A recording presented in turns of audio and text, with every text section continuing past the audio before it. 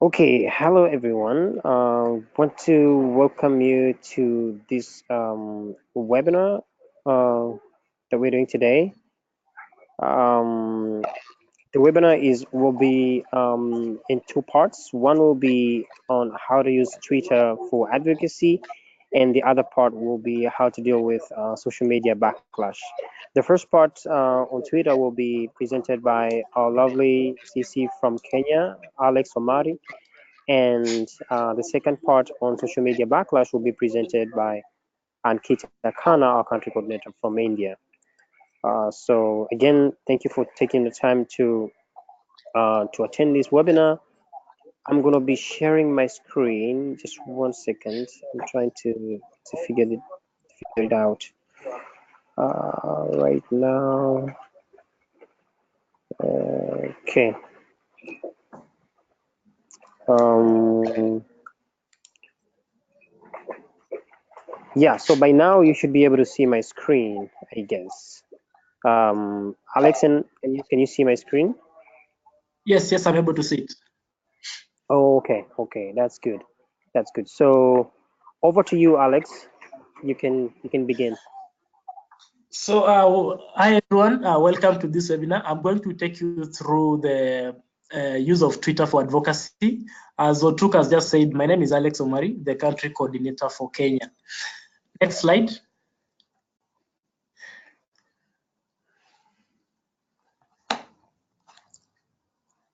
Hello, Otuk. Yeah, I have just changed the slide. Can you see it? No, not yet. Okay, just wait. Oh, it's paused. Okay. I see. Just wait a minute.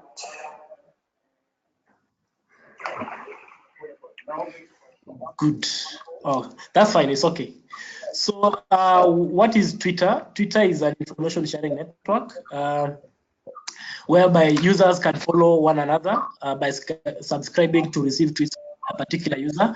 I'll mention something to do with subscription towards the end of the presentation, where I'll be talking about creating lists. So this is a real-time communication tool, meaning that whatever you do online, it's able to go out immediately. As you know, Twitter allows for 140 characters. If you do tweet anything that's beyond 140 characters, then you would be able to next slide.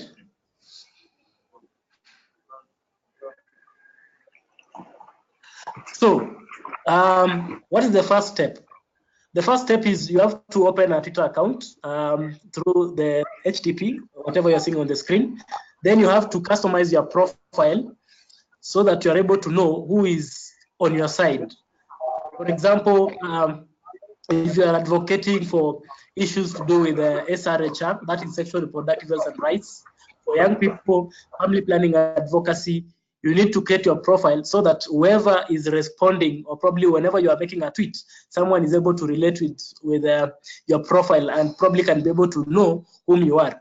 I've given an example of some of the global hashtags for people who are in the field of sexual and reproductive health. We have the She Decides, we have FP Voices, Her Future, He for She. So those are some of the global hashtags for people in the field of family planning, reproductive health, advocacy, and sexual and reproductive health. As already mentioned, Twitter allows for 140 characters. The other thing that you have to know when you're carrying out the advocacy is that you don't have to be a seasonal tweep. This ideally means that you have to keep on informing your audience on what's happening probably, or maybe what is coming up, rather than just making a tweet today and then probably the next time you're being seen online is like a week. So it's good to be up to speed on what's happening, and probably what you can do is run a poll. Or took next slide. I'll explain by what running a poll is. For example, you are talking, you want to know what's happening. Like I've just given an example of mine that I put there. What do you want to know about IOFP? You can run a poll and see and give the poll a deadline, for example, some hours or a day, and you'll get a response on what actually people people want to know about the issue you're advocating for. I gave an example of what do you want to know about IYFP, so that whenever someone is making a poll, or probably you're trying to understand your audience, you can also do a poll, so that whenever you are making tweets or responding to particular tweets, then you are able to understand your audience. And that is, actually, by making a poll, you are able to know how people will vote, and in the end, you'll know what people are for. Next slide.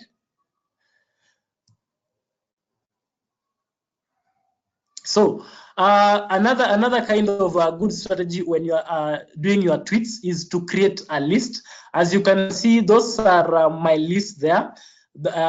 Like, apart from the last two on ICFP 2015 partners and RH and FP, the other lists are private. You won't be able to, even if you are in my profile, you won't be able to see them. So what I've done is actually I've created private lists and tried to map out. For example, you can see if I actually want to know what's happening in the Young Leaders Program, I have like 203 members in that list. So whenever I want to get an update, I just click on that list, and then it actually opens to see what's happening in the field of youth leadership. The other thing, as you can see from the other list, I want to talk about is actually these lists are what I actually focus on as a private person. For example, I do a lot of research, so I'm so much interested in knowing what's happening and what are the new developments from the health research field. The other thing is I also focus on what the media people are saying about family planning, reproductive health. So I've been able to map out a few people who report on health issues, and more specifically sexual and reproductive health and family planning. The other thing, as you can see, is there is a list written anti-choice. So anti-choice, this is a map of those people, for example, the clergy, the religious people who actually are on the other side. It is good to actually know when you are carrying out your advocacy, what is the position of the opponents, so that you're able to come up with a strategy to counter the strategy from the other side. Next slide.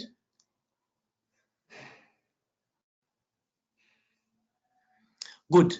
So I decided to take a screenshot of what was happening. I think this is I think the month of March, if I'm not wrong. So as you can see, this is just an analytic. I tried to do to focus on actually how was the performance in the last month. So as you can see, there was a drop in the number of tweets made. In the previous month, there was 72 tweets were made, but in the current month, there's a drop by 35%. And the reason I actually choose this slide that shows a drop, it depends on actually during that period, what is the key issue you're advocating for? What is the global agenda? What is the in thing that time? So if I can probably mention, in the previous month, we had the sexual SRHR conference that was held in Johannesburg, South Africa. And I was one of the key people who are actually very vocal on the social media.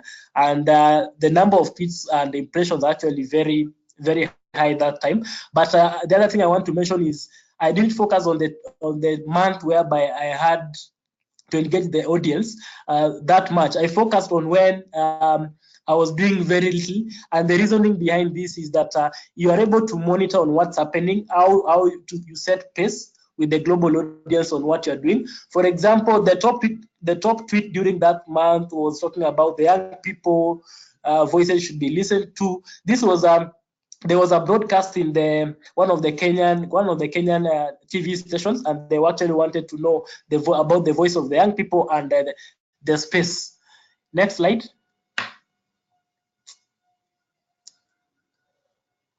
Good. So depending on how you have actually tailor-made your profile, this whatever you're seeing on your screen right now is called Agilians. It tries to map organizations and individuals who are championing for particular issues. As you can see, I have those are like 4 slides with 3 organizations and myself down there. So depending on what the organization champions for, and this is not actually on the profile alone. Because the Agilians website is able to actually get that if you are subscribed to the website, it's able to get the tweets and be able to map on what area a particular organization or an individual is lined to. So as you can see, we have FP Family Planning 2020 there is ranked as the top 100, a top 100 organization covering the issues of sexual reproductive health, contraception, gender equality, birth control. We have Women Deliver. Actually, it's ranked number 6 when it comes to gender equality. If you want to check on issues of gender equality, you know whom, maybe where you have to go to get the information, the contraception there. We have Gatmasha Institute that champions for the issue of contraception. So as per the Agiliance is actually a global ranking index.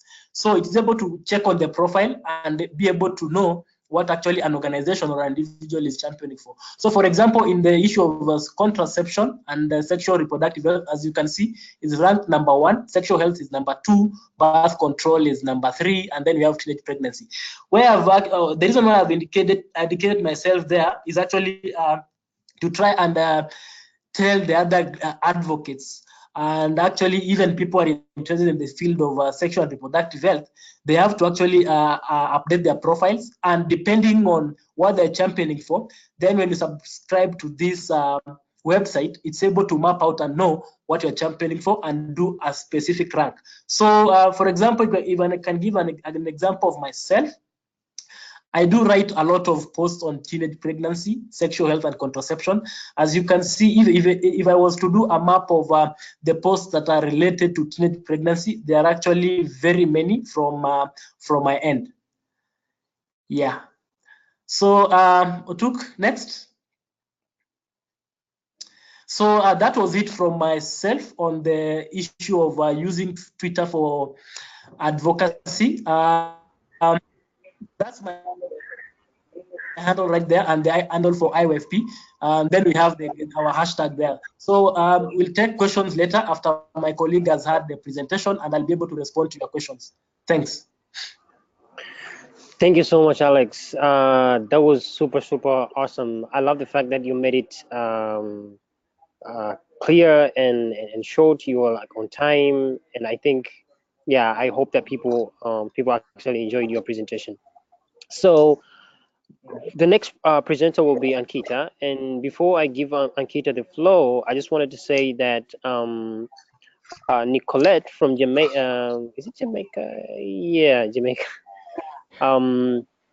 Just give a comment on the number of character that Twitter has at the moment. So yeah, it was 140, but now they've extended to 280. So I think that's one of the updates that we can take right now as we move forward to another presentation. So Ankita, yes, Otuk. I'm making you a presenter right now, so you should be able to share your screen. Yeah, cool. Okay, awesome. Can you I can see it. Can you guys see my screen now? Okay, great. So hi everyone. I am Ankita. I'm the country coordinator for India with the IYFP, and I will be talking about social media and backlash against women on social media. The reason why we decided to have this webinar is because while talking about how we, the country coordinators, use social media to highlight the causes we care about, the conversation evolved into a discussion of how we face harassment online, especially as women. So this webinar will explore the reasons for the backlash and will end with a discussion of how women currently manage social media backlash and some other proposed methods to manage this backlash. So let's get started. In order to understand current trends in the use of the internet, we must get a quick primer on the history of the internet. The internet was developed in a military context, in an era where men dominated the technology workforce and the military sector. So contemporary feminist research highlights how, since men developed and designed the internet, the association between masculinity has become embedded in the technology itself. So rules, norms, practices are outlined by the majority group, which is men. And in turn, this reinforces the real world power relations between men and women into the online world. So this point is further highlighted by how even today, there remains limited participation of women in the technology workforce. The graph to the right is by Statista. This makes a very clear point that top technology giants such as Google, Facebook, and Apple have women in the minority in their technology staff. Facebook is at 19%, Google is at 20%, and Apple is at 23%. So evidently the patriarchal social attitudes are transferred into the professional world. Now coming to how people communicate online and gendered communication online, I reviewed some research and was surprised to find that men in fact do communicate in a more hostile and aggressive fashion as compared to women. I thought this was limited to my personal experience, but there's data to back this claim up. um, Women aren't as hostile as compared to men and tend to be polite. So the problem is that since women are the minority users of the internet, a male dominated hostile discourse prevents women from participating in online discussions. And this difference is even more pronounced in least developed countries. As I've pointed out, the global proportion of women using the internet is 12% lower than the proportion of men, and this gender gap widens in least developed countries. Moving on, coming back to hostility against women online. So hostile attitude against women manifests itself in the form of sexualized aggressive hate speech. There are threats of violence, there's harassment, and there's also revenge porn. So a review of the kind of language used to harass women online or on the kind of or the kind of hostile acts that women are subjected to online makes it abundantly clear that women are harassed for their identities as women. Um, Stereotypical ideas of femininity are consistently utilized in a derogatory manner against women. So there are feminists are constantly accosted with this one particular dialogue, like "Go and make me a sandwich." I find this it just proves the point that I'm trying to make, that there's a stereotype that women belong in the kitchen that feminists especially are constantly you know faced with these kind of comments. So the Broadband Commission for Sustainable Development states that 73% women have already been exposed to or have experienced some sort of uh, violence online. So I'm going to quickly talk about two cases of hostility against women that I came across on the internet. The first is of Thorle Augustdottir. She's Icelandic, so I'm not sure if I'm pronouncing her name right, but I'm sorry if I said it wrong. So Thorle came across a webpage on Facebook titled Controversial Humor, Men Are Better Than Women. And she voiced her discontent about the kind of content that was there on the Facebook page. And she ended up going back and forth in the comment section with a troll. And soon enough, she ended up offending someone, and she was presented with a picture of herself on that page. It was photoshopped to look like she had been beaten up and physically beaten up. And there was a caption underneath that picture in Icelandic that read that women are like grass, they need to be beaten, cut regularly. Someone else commented saying that you just need to be raped. So she ended up reporting this image to Facebook, tagging it as graphic violence. And Facebook responded by saying that the image did not meet the criteria and did not remove it. So other people, her friends and family, also reported that image, and they got the same response. It was only when she went to media houses and media outlets in Iceland that Facebook or the poster who had posted the image took notice of this and took that image down. So external pressure had to be applied to Facebook to make them take down that image. The second case is of Rana Ayub. So Rana has written and published a book investigating Gujarat riots, a politically sensitive topic in India, and it accuses the current Prime Minister of India of being compliant in causing violent riots that killed at least 1,000 people in India. Ayub constantly gets threatening messages from on WhatsApp, on Instagram, on Facebook, and these messages are often sexualized in nature. So she went through 52 SIM cards in an effort to get rid of trolls that harass her online. And she says the word she most often gets called is a prostitute.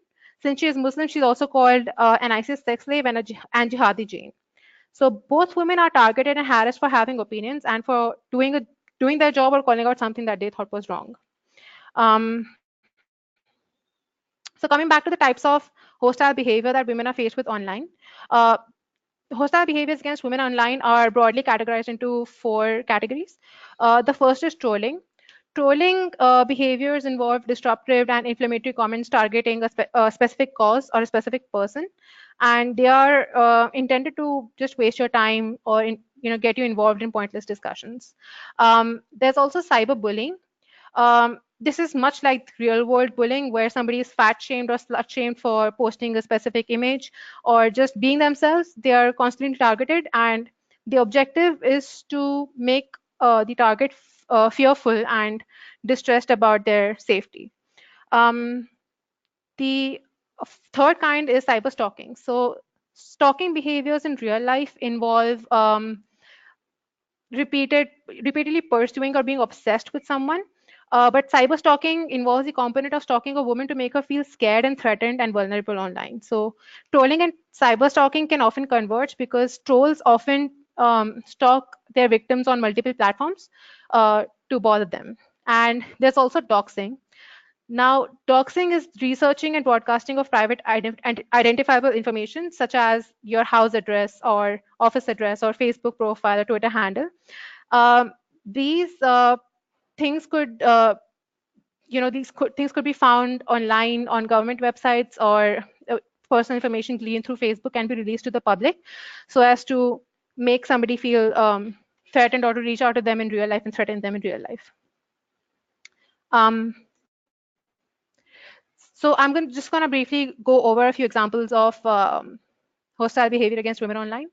The image to the left is our comments in response to a video a woman posted online. So people call her the biggest talent ever. They tell her that she looks like a real alien, and tell her to get a gym membership. And on the image to the right, this is a conversation between a man and a woman, and the man sends this woman 3 messages in less than 30 minutes. And when he doesn't get a response from her, he turns hostile. So the first message is, hey. The second message is, hi. And the third message is, I'm going to take a crowbar to your knees if you don't respond in the next 15 minutes, you slimy curse word. So those are two examples of bullying behavior against women online. Um, I'm going to briefly discuss two other examples of, one is an example of trolling behavior, one is an example of doxing. So the image to the left is an interaction that a girl has with two other men online. So she posts a comment saying that women are people. So some random person comments under her comment saying that one time my friend's cousin's friend was arrested because a B word lied about being raped. This happens all the time. Someone else says that girls just want money. That's why they trick guys into having kids and then take all their money. The first guy comes back and adds that women go on welfare and take all our money. And the second guy adds, women are the main perpetrators of domestic violence but never get arrested. This is an effort to troll the girl who made the first comment, simply saying that women are people.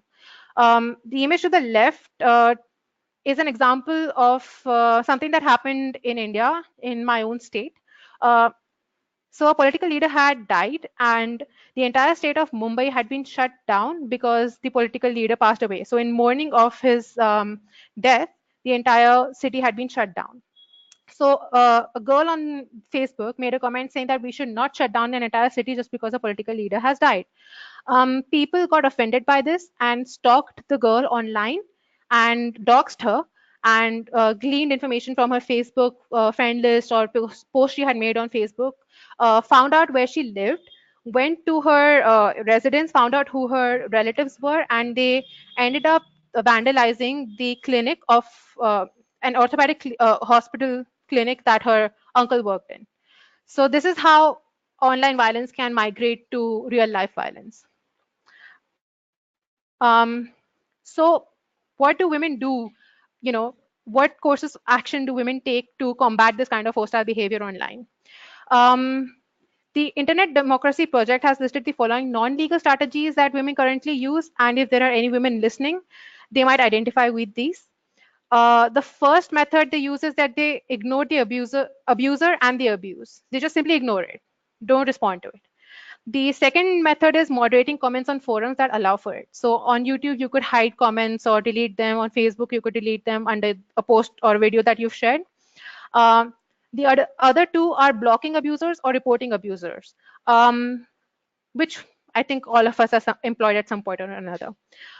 There's also looking for and finding support. So if you're being bullied online, you can find support from your family and friends who can come in, stand up for you. There's also naming and shaming that we saw in the Me Too movement, but that had a real life component to it as well.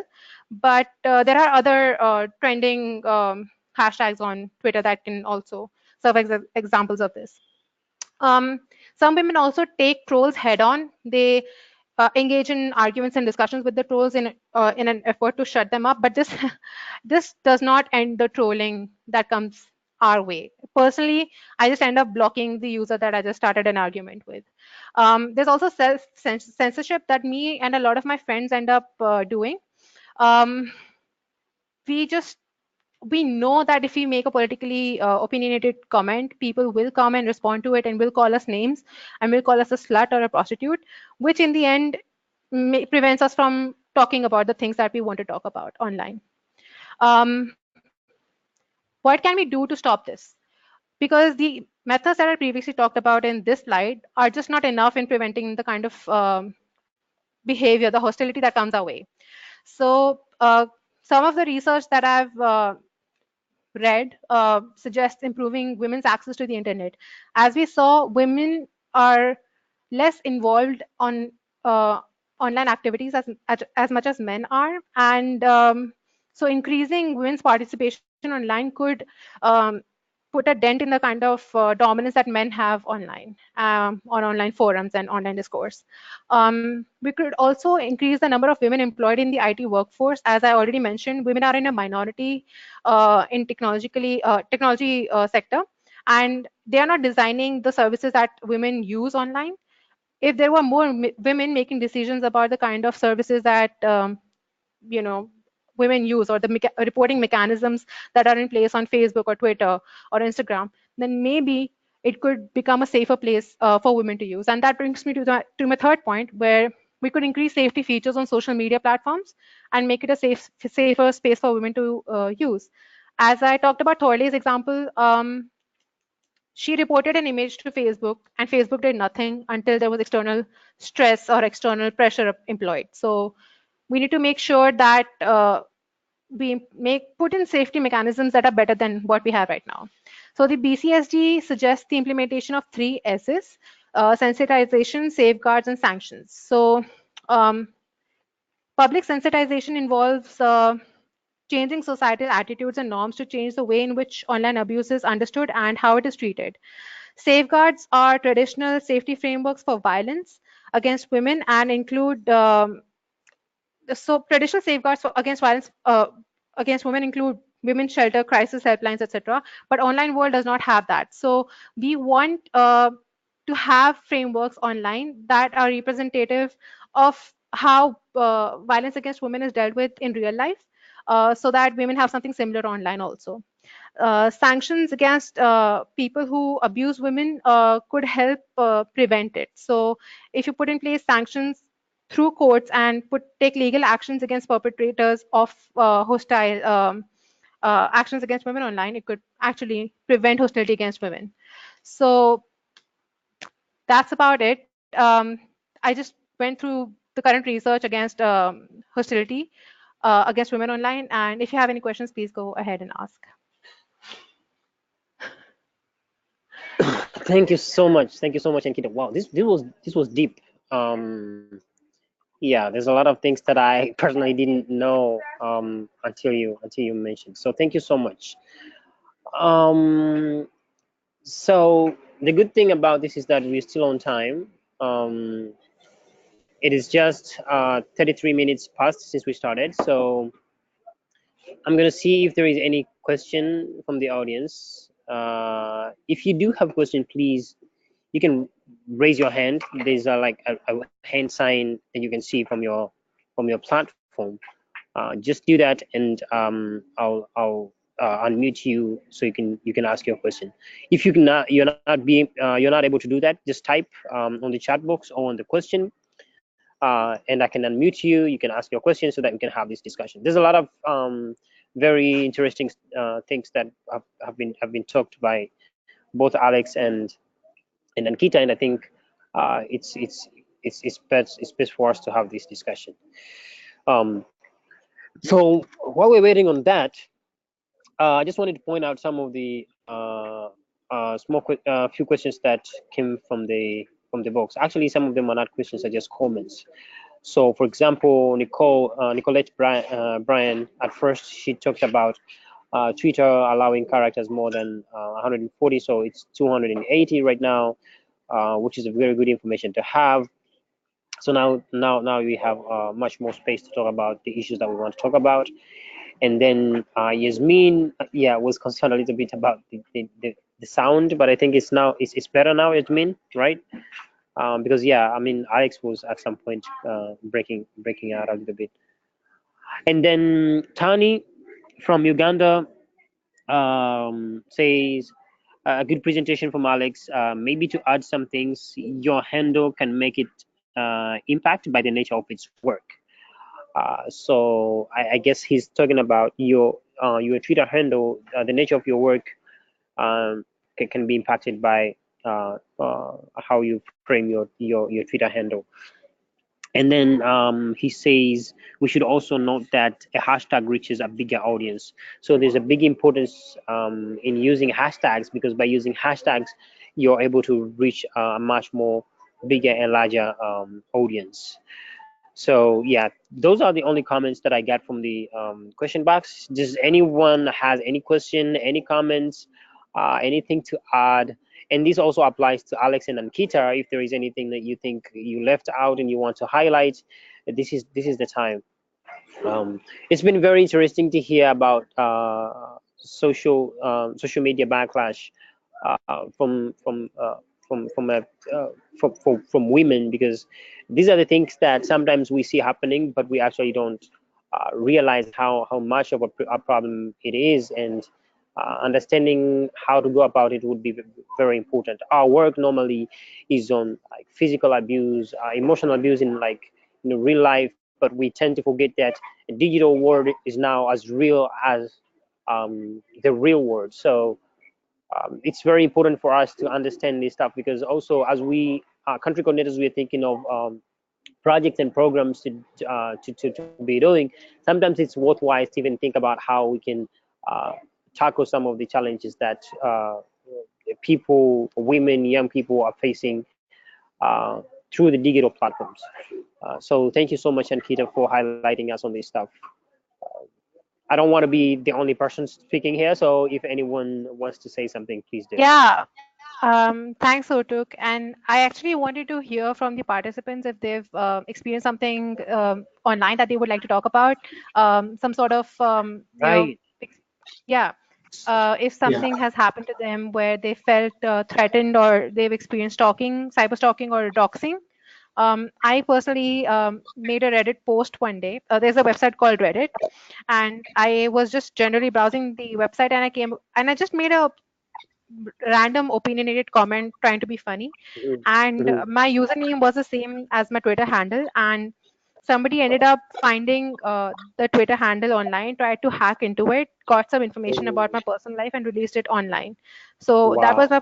my experience with doxing online. It was not very serious, but as we saw in the case of the girl from Mumbai who made a political comment and was then threatened by political goons, so much so that they ended up in her house and took her to the police station and vandalized her uncle's place of work. So if anybody has similar experiences, you could definitely share with us, and we would like to hear about it. And we would That's also very like true. to hear about, yeah, and your experiences using social media for advocacy as well. So these things are related, like what Alex talked about, how he uses social media, and what I'm talking about is the backlash that we Mhm. get on social media for doing advocacy work. So if you've had any experiences that you would like to talk about, we would love to hear them. Yeah. Right. Anyone? So we have a few people online. We have like almost 8 people. We have Anissa. We have Charles Godway from Cameroon. We have Elisa. We have Enas from Palestine. We have Mariama. We have Nicolette, Oscar, Yasmin. Anyone who wants to say anything or share with us the experience, uh, please do. You're welcome. And as we are waiting, it's very interesting that you talked about doxing, because I feel like most of the time, even from I mean my context, I mean, for example, here in Tanzania or in Africa, people always tend to separate between the two. People always tend to separate between real life and digital or social media Yeah. experience. But sometimes there's a lot of interaction. So whatever is going on in social media on the internet, people are actually not paying a lot of attention. So for example, something like cyberbullying hasn't been a thing. I mean, people haven't been talking about that, but Yeah. it's happening every day, all day. You see people are making very bad comments on people, and you're like, what? I mean, we cannot do Yeah. anything about that because people are like, oh, that is social media, that is internet. So there's a tendency of separating between what's happening in a digital space and what's happening in real life. But what I guess people are missing is that the effect is still the same. Yeah. Same way people are hurt Yeah. from what's happening in a digital space is the same thing that's happening in real life. So that's a very good thing to note. Also, Um, the anonymity that Yeah. we get through social media serves as a sort of um, it gives people the false impression of being protected for their consequences, and that is why I mentioned in the on the last slide that mm, we need to start um, holding people accountable for what they do online.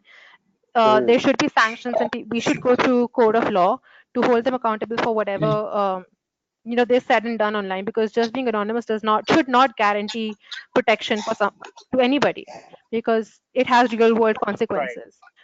Yeah. right. Yeah. I would like thanks. I'd like to mention something. I think some like 2 months ago, yeah, there's a lady who experienced cyberbullying, and it's so unfortunate that we actually lost her after like 3 days of random kind of cyberbullying. She actually Wow, committed suicide. Yeah, wow. it's very yeah, because she wrote an update about the issues she was facing, and then instead of people actually being there on her side, they started actually bashing and even discriminating her. You see, those are some of the issues they have. But currently in Kenya, as I'm speaking, the issue of cyberbullying is being taken into great consideration, because I know from the legal perspective currently, cyberbullying is an issue here in Kenya. But Hmm. that was an example that was actually shown on TV, issues being mentioned on what was happening, and it's actually a real issue right now. Cyberbullying in Kenya is banned as I'm speaking. If someone is caught probably writing bad things about someone, so it's person and the law. That is the stand currently in Kenya. That's a good thing. That's a very good thing. We still don't have that in Yeah. Tanzania, but I hope it comes While soon. we do have something similar in India, I really don't think it is implemented as it should be, because I haven't heard of any of like in my it should have I should be able to see the effects of such laws in my own life. I have very rarely come across uh, people who have told me that that they went to the police to hold somebody accountable for what somebody said to them online, and that they Mm. had legal repercussions for that. So I'm very interested in seeing data about this, that how much effect does it actually have. um Right.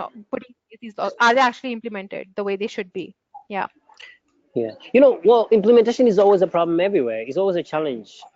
So, I mean, for example, here in my country, we have very progressive and very good policies in terms of reproductive health rights and access to services and stuff like that. But the implementation to those policies and strategies is like very challenging. People are not taking any consideration of that stuff.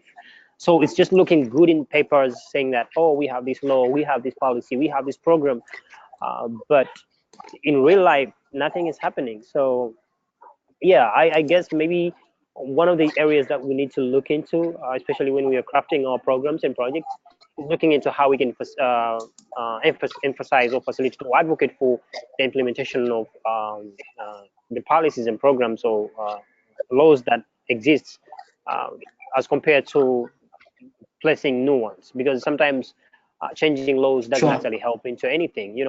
But the implementation of those laws is the actually what makes the impact. Um, so before we move further to the discussion on social media backlash, I had a very interesting question to Alex. on the use of Twitter to do advocacy. So how do you see Twitter? Do you think that Twitter nowadays is as relevant as it used to be as compared to other social media platforms? And I'm asking this question from like a personal experience using different platforms, social media platforms, and the understanding that sometimes a certain social media platform cannot be as popular or maybe as relevant as another in a specific area. So how do we navigate that? Do like a year ago or a few years ago, Twitter chats was a thing, but nowadays people are like, like maybe everyone is on Facebook. I mean Instagram. Maybe everyone is on Snapchat. Like how do we go about that? So thanks so much, Otu, for that. I think it's you have put it very right that probably a year ago, Twitter was Twitterthon was the in thing then. But again, I think it actually depends on whom are you targeting, who is your audience, because I think.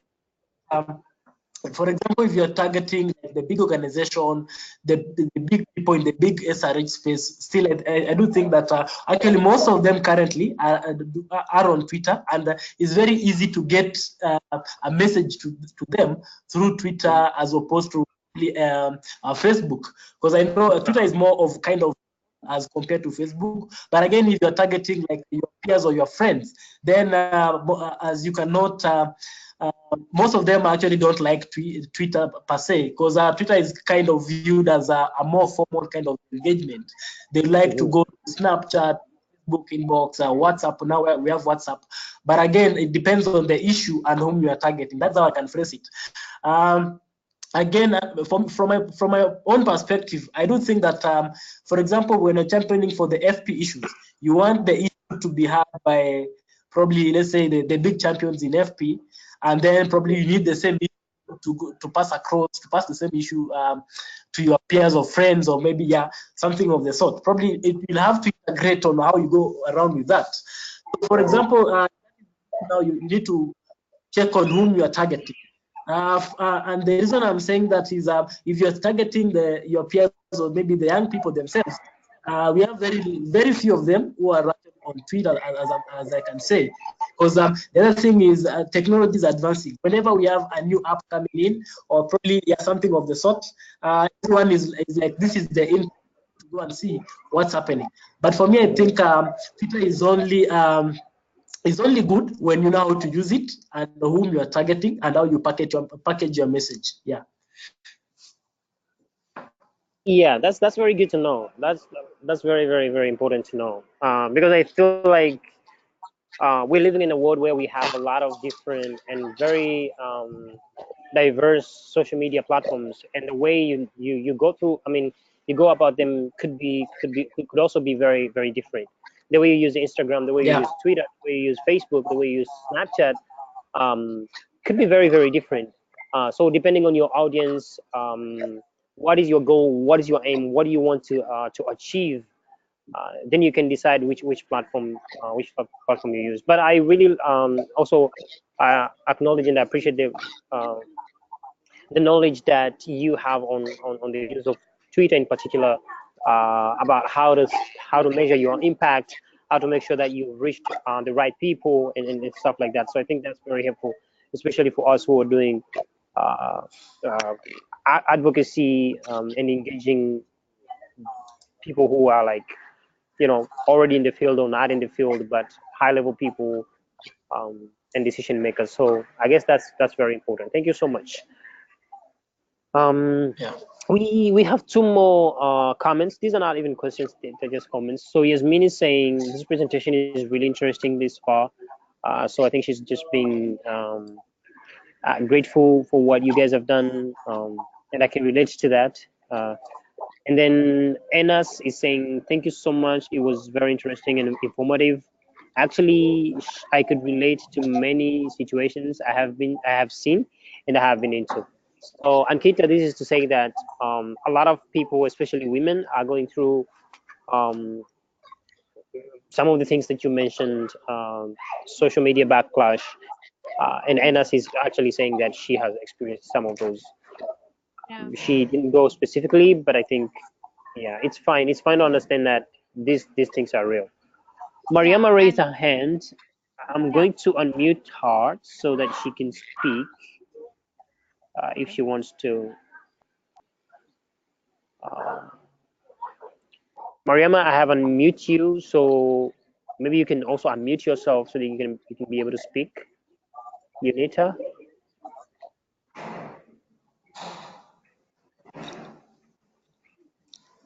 Yeah, I'm not sure if she hears me.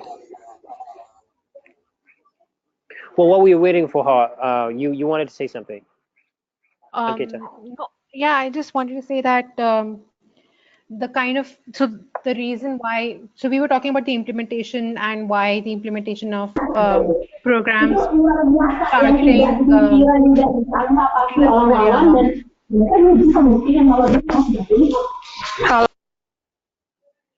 Okay, sorry about that. That was me. Yeah. Yeah, that was Mariama. Oh, okay.